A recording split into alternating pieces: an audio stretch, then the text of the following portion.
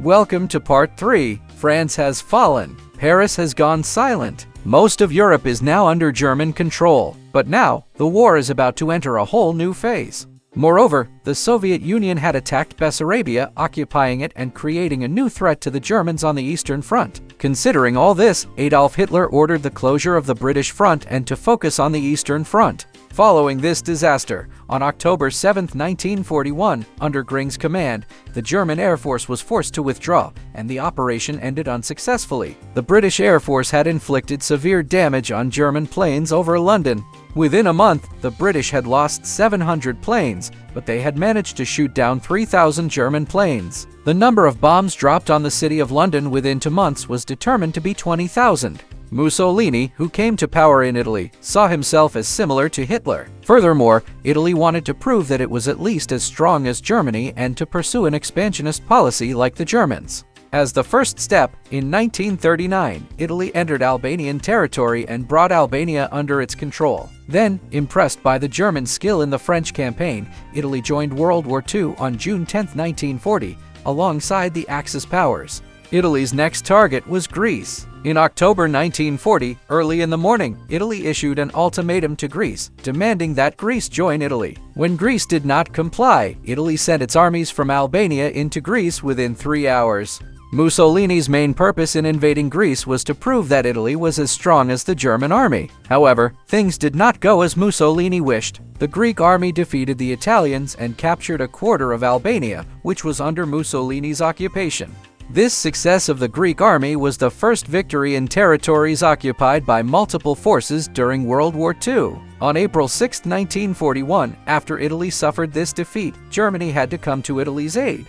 German armies entered Greece and began occupying the country. The Greek armies failed to resist the German forces, and on April 27, the capital Athens fell. Thus, Greece and the island of Crete came under the control of the Axis powers. Adolf Hitler and Mussolini decided to pursue an expansionist policy in the Balkans together. Other Balkan countries, Hungary, Romania, Slovakia, Bulgaria, and Yugoslavia joined the Axis powers in 1941. However, on March 27, 1941, Yugoslav Air Force Commander General Duan Simovi staged a coup, took control, and declared that Yugoslavia had left the Axis states. Following this event, Mussolini and Hitler declared war on Yugoslavia. The German Air Force Luftwaffe immediately took action and launched an intense air attack on the Yugoslav Air Force headquarters in Belgrade. The Axis army entered Yugoslav territory from the Bulgarian border. The Yugoslav armies entered Albania, which was under Italy's control, and captured part of it. However, in the remaining fronts of the country, the Yugoslav army failed to resist and began losing their lines and retreating.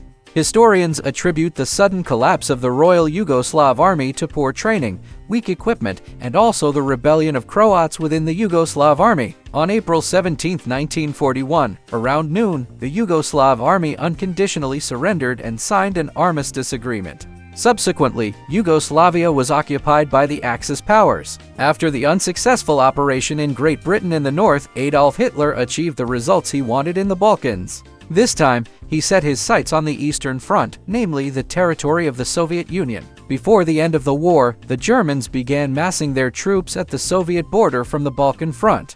Romania had concentrated 680,000 troops on the Soviet border during the first 3 weeks of February 1941. For this major offensive, a total of 3.5 million German soldiers and 1 million soldiers from Allied states were concentrated at the Soviet border. First, numerous aerial reconnaissance missions were launched over Soviet territory, and massive amounts of supplies were stockpiled along the borders. These developments caught the Soviet leadership by surprise. This was because Stalin did not expect Germany to attack Russia within 2 years. Moreover, Stalin believed that Hitler would not open a second front before concluding his struggle with Britain. Almost all Soviet generals agreed with this view, as did German generals. Hitler and his generals had agreed on a strategy to invade certain cities and regions of the Soviet Union with 3 separate army groups. The main German strike was planned to be against Moscow. According to the plan, the Northern Army Group would advance through the Baltic states into northern Russia. The Central Army Group would advance toward Smolensk and march to Moscow through central western Russia. The Southern Group would attack the densely populated and agriculturally rich Ukraine. It would first take Kiev and then move toward the steppes of southern Russia and the rich oil fields in the Caucasus.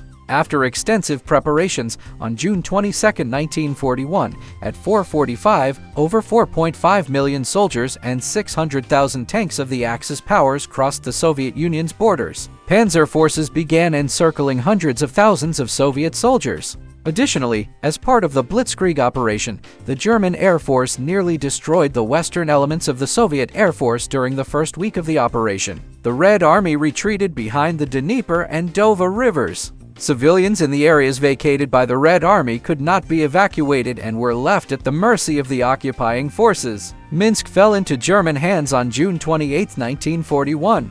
Guderian's panzer units crossed the Dnieper River on July 11. In the south, the Romanian-supported German army crossed Bessarabia and advanced toward the Black Sea port city of Odessa, while the Soviet Southwestern Front's Coal Army launched a counterattack. However, the Soviet tank units, poorly coordinated, were quickly repelled by the maneuvers of the German tank forces. Nevertheless, the German army suffered heavy losses. And so, the Eastern Front has erupted into chaos. Tanks, planes, and armies are clashing in a dizzying storm of strategy and surprise. But this is just the beginning.